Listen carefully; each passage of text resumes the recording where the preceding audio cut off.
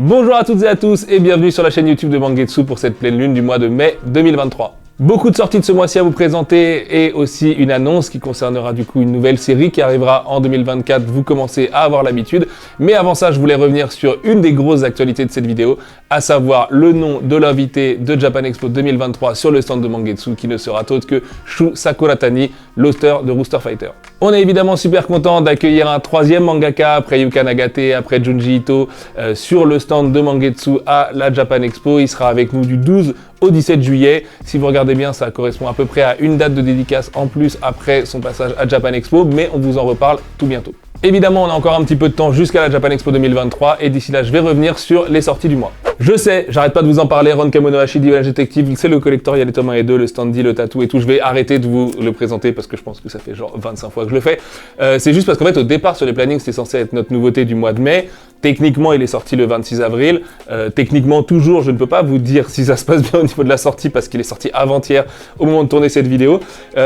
Juste voilà, comme c'était la grosse nouveauté du mois de mai, je ne veux pas rater l'occasion de vous en reparler à nouveau. Peut-être que des gens qui regardent cette vidéo ne savent pas que Ron Monohashi Divine Detective sort chez Mangetsu. Auquel cas, vous voyez ce magnifique manga d'Akira Amano, qui est notre première série Shueisha, qui paraît sur le Jump Comics Plus du coup, et qui est un excellent manga de détective. Allez le découvrir. Ce qui est cool, c'est que comme ça fait déjà 3 jours à peu près que lecteurs et lectrices peuvent se le procurer, on commence à avoir des retours de lecteurs et de lectrices qui nous disent qu'ils adorent, donc ça déjà c'est forcément bien rassurant. Et puis bah l'avantage aussi, c'est que comme il y a pas mal de petits tomes à rattraper quand même vis-à-vis de la parution japonaise, vous aurez le tome 3 dès le mois de juillet, du coup, puisqu'il sortira lui-même à la Japan Expo, comme c'est bien fait.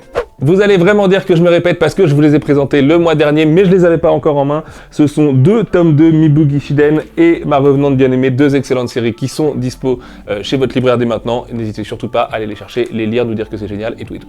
Tome 2 toujours avec Mighty Mothers de Eiji Karasuyama qui nous vient de Nihon Bungeisha. Pour l'anecdote, je viens de corriger le 3e et dernier tome juste en venant dans le train pour tourner cette vidéo. Excellente série, donc en 3 tomes, vous le savez. Un peu Cat Size Gone Bad, série que j'aime beaucoup, extrêmement bien dessinée, toujours évidemment, ça ne bouge pas du tome 1 au tome 3. Très content d'avoir une série courte au catalogue de Mangetsu, c'est le tome 2, il est très bien, donc allez le chercher, pareil chez votre libraire, dès que vous pouvez. Toujours dans l'ambiance Nihon Bungeisha, Yakuza, Action et Flingue, c'est Golden Guy tome 5 qui est le dernier tome du premier arc de Golden Guy, donc un tome alors qui, sans être totalement conclusif vis-à-vis de la série, va quand même amener un terme à au premier arc, du coup à la première grande intrigue de celle-ci. Vous verrez, après on part vraiment dans un autre endroit et Guy va se déplacer, etc. Bon, vous le savez, j'aime énormément cette série, Luchisco aime énormément cette série, toute l'équipe édito aime énormément cette série, donc voilà, allez vous la procurer. Si vous n'avez pas commencé Golden Guy, je ne saurais que trop vous conseiller d'aller acheter les 5 premiers tomes du coup, puisque vous aurez une histoire complète d'un coup, et franchement après ça va être dur de résister au 6e. On change de registre, le lien c'est la dorure, juste là, comme sur Golden Guy. Alors oui, c'est facile, mais bon, écoutez, on fait ce qu'on peut. Avec Ikusanoko de Tetsuhara, la légende d'Oda Nobunaga, toujours le manga qui nous raconte la jeunesse d'Oda Nobunaga. Et pour les lecteurs des différentes séries de Tetsuhara chez Mangetsu, vous allez croiser des personnages que vous connaissez. Je ne peux pas vous en dire plus, ce serait spoilé, mais excellent tome, vraiment, c'est une série sur laquelle on s'éclate, avec une excellente traduction de Maurice Bagard et un super lettrage d'Elsa Pecker, avec les jolies pages couleurs évidemment comme d'hab au début. Enfin là, vous le savez, hein, Ikusanoko, c'est un peu la max en termes de fabrication. Donc voilà, allez vous régaler, c'est dispo en librairie. Et le dernier, mon chouchou absolu, Aohashi, tome 16. Alors déjà, petite anecdote dont vous vous foutez sûrement, mais le 16, c'est mon nombre préféré. Donc évidemment que j'ai une relation spéciale à ce tome. Malgré ça, je pense vraiment que c'est un des tout meilleurs tomes de la série tout court, sans relation à ce nombre, etc. J'adore la couverture en plus, jaune et vert, FC Nantes, finale de Coupe de France demain soir. Désolé les Toulousains, je vous aime d'amour, vous avez une ville magnifique, mais allez Nantes quand même. Maillot extérieur du Tokyo Kaido aussi, c'est quand même la première fois qu'on le voit en couleur, je crois. J'espère qu'un jour on pourrait vous proposer une belle édition collector avec ce maillot extérieur, parce que je le trouve particulièrement joli, et 100% FC Nantes lui aussi. Et puis surtout un tome qui, en termes de narration pure, alors après, Shitsu, vous le savez, c'est juste une série incroyable, mais ce tome-là, tout particulièrement, est assez fabuleux, et je ne peux toujours pas spoiler où en est Ashito, parce que ça se trouve, vous avez un petit peu de retard, et que sa situation évolue assez vite au sein du club, mais vraiment foncez dessus, et si vous n'avez pas commencé à Awashi, alors là c'est pareil, vous y allez, vous foncez, vous prenez les 16 tomes, vous vous régalez, et puis on se revoit pour le tome 17 dans 2 mois. Merci tout le monde. Et last but not least, comme on dit, pas au Japon, Zone Fantôme, tome 2 du légendaire Junji Ito, sa fabrication absolument sublime, Spade qui a encore tout donné sur ce logo incroyable, qui fait écho à l'histoire qui se trouve sur la couverture juste ici, et qui est l'une des histoires les plus marquantes, si ce n'est ma préférée, moi en l'occurrence, de ce second recueil, une préface d'Olivier Ledroit, légende absolue de la BD et de l'illustration, l'analyse de Moreau à la fin. Voilà, après vous commencez à connaître la collection de Junji Ito. Je suis très très fier de celui-ci tout en particulier. Peut-être qu'encore une fois, c'est le nouveau plus beau de la collecte, mais on dit ça à chaque fois.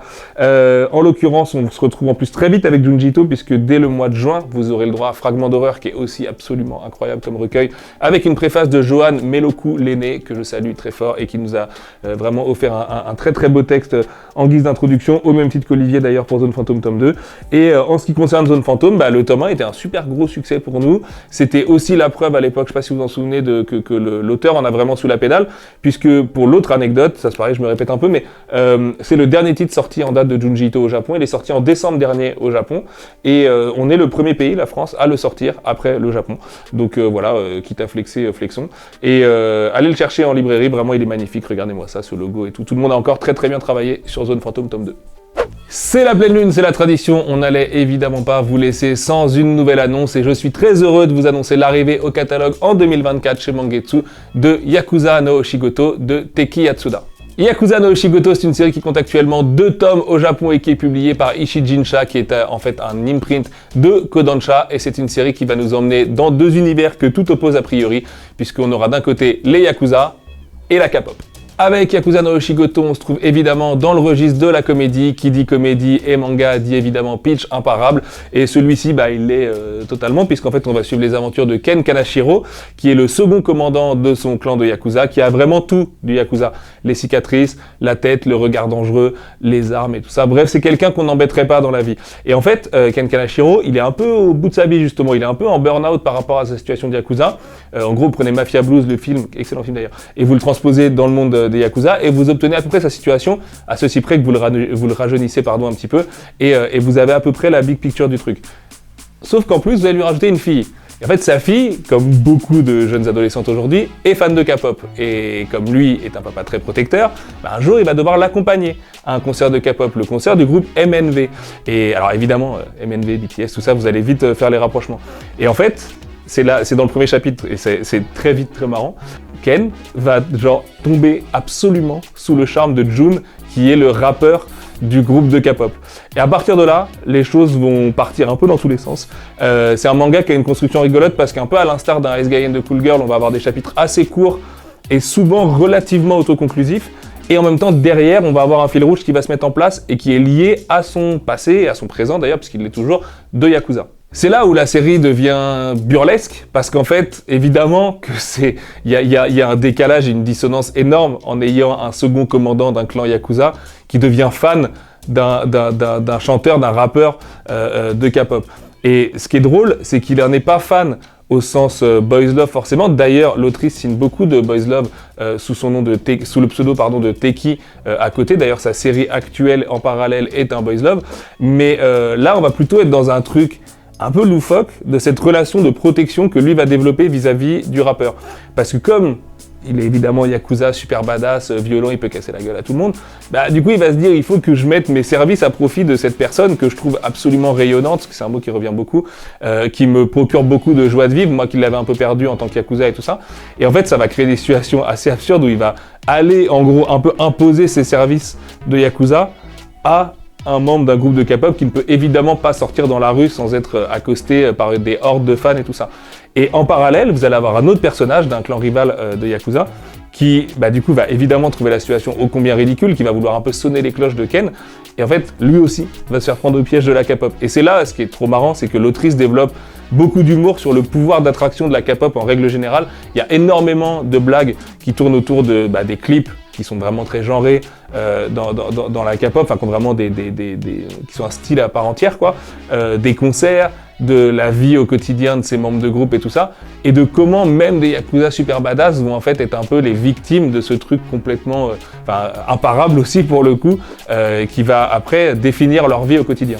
Et c'est là où le personnage de la fille de Ken Kanashiro revient dans la boucle après l'introduction, où elle lui demande au départ de manière assez innocente du coup d'aller à ce concert de son groupe préféré, puisqu'en fait elle-même va commencer à trouver la situation un peu bizarre par rapport à son père, et ça va donner évidemment des vannes, et c'est ce qui fait la force de la série, c'est que il y a plein de niveaux d'humour différents, Il y a des vannes qui vont tourner vraiment autour de la K-pop, d'autres vraiment autour de Yakuza, mais aussi autour de la famille et du mix de tout ça. Et l'autrice est vraiment balèze pour créer des situations complètement improbables. Et vraiment, je me suis régalé à la lecture de cette série. Comme je vous l'ai dit, c'est une série qui compte actuellement 2 tomes au Japon, qui arrivera normalement au premier trimestre 2024 chez Mangetsu, même si on est encore un peu là en train de réviser les derniers petits tweaks sur le planning 2024. Mais voilà, c'est une série qu'on est très très content de vous proposer. J'espère qu'elle vous plaira. Et puis d'ici là, moi je vous dis à la prochaine pleine lune. On se retrouve début juin. À bientôt tout le monde. Lisez plein de mangas.